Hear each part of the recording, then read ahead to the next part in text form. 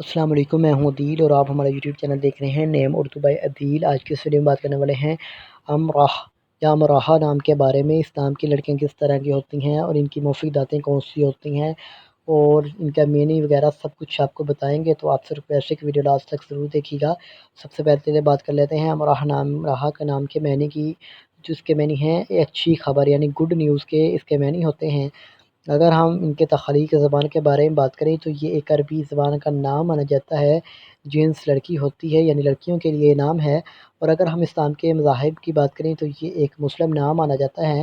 اگر ہم اسلام کے امراح نام کے لکی نمبر کی بات کریں تو اس کا لکی نمبر 2 مانا جاتا ہے۔ اس کے صحیح لکی نمبر کے لیے آپ کا ڈیٹ آف برتھ ہونا ضروری ہے، تو کمنٹ باکس میں ضرور بتائیں۔